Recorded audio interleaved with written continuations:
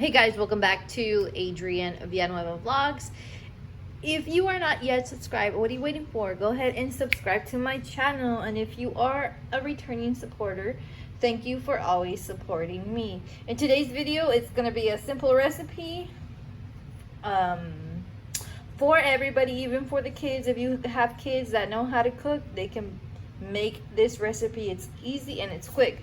In front of me I have potatoes. I already went ahead and sliced my potatoes, and then I'm going to be actually placing them on top of my little pan that I have here. I use foil paper so it won't be a mess and it'll be easier to clean.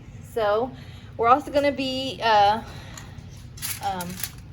using butter and garlic, salt, and pepper. I'm going to be placing my potatoes actually on top of my pan.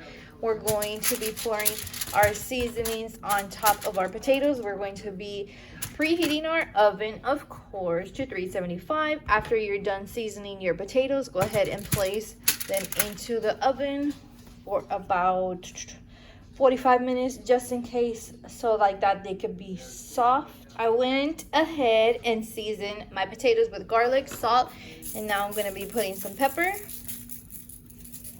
Then I'm going to take my butter and put some butter on top of the potatoes, put in the oven, leave them in there for about 45 minutes. So I'm going to go ahead and pop them into the oven like I said. And halfway, I like to actually take them out and poke them to see if they are ready, and then place more butter on them. Now that I took my potatoes out of the oven, I'm going to be placing I went ahead and I poked them to make sure that they were cooked. Now I'm going to be placing some mozzarella cheese on top. Of course, you're going to have to like really turn your potatoes over to the top. Get your mozzarella cheese. Or you could also use the yellow cheddar cheese, whichever cheese you prefer. But in this recipe, we're using mozzarella cheese. Put it on top of your potatoes. Leave it there and it'll melt right in to the potato.